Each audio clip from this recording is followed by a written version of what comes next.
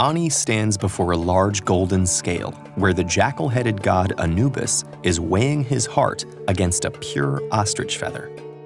Ani was a real person, a scribe from the Egyptian city of Thebes who lived in the 13th century BCE. And depicted here is a scene from his Book of the Dead, a 78-foot papyrus scroll designed to help him attain immortality.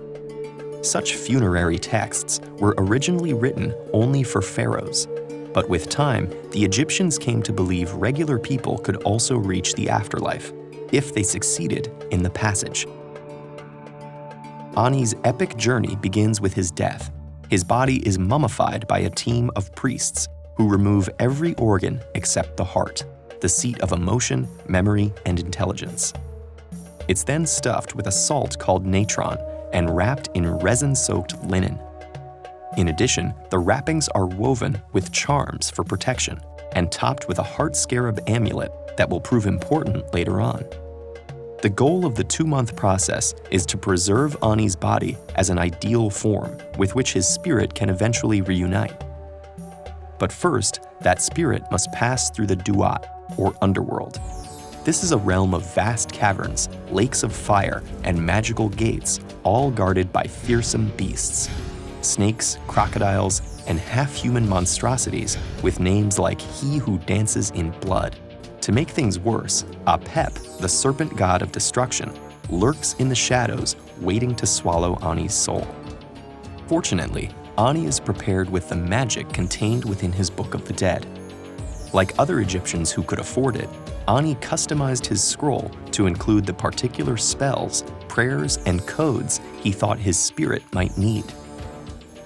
Equipped with this arsenal, our hero traverses the obstacles, repels the monster's attacks, and stealthily avoids Apep to reach the hall of Ma'at, goddess of truth and justice. Here, Ani faces his final challenge. He is judged by 42 assessor gods, who must be convinced that he has lived a righteous life. Ani approaches each one, addressing them by name and declaring a sin he has not committed. Among these negative confessions, or declarations of innocence, he proclaims that he has not made anyone cry, is not an eavesdropper, and has not polluted the water. But did Ani really live such a perfect life? Not quite, but that's where the heart scarab amulet comes in.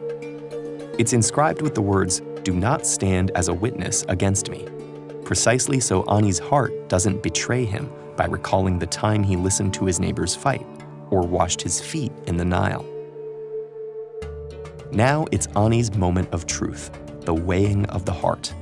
If his heart is heavier than the feather, weighed down by Ani's wrongdoings, it'll be devoured by the monstrous Amit, part crocodile, part leopard, part hippopotamus, and Ani will cease to exist forever. But Ani is in luck. His heart is judged pure. Ra, the sun god, takes him to Osiris, god of the underworld, who gives him final approval to enter the afterlife. In the endless and lush field of reeds, Ani meets his deceased parents. Here there is no sadness, pain, or anger, but there is work to be done. Like everyone else, Ani must cultivate a plot of land, which he does with the help of a Shabti doll that had been placed in his tomb. Today, the papyrus of Ani resides in the British Museum, where it has been since 1888. Only Ani, if anyone, knows what really happened after his death. But thanks to his Book of the Dead, we can imagine him happily tending his crops for all eternity.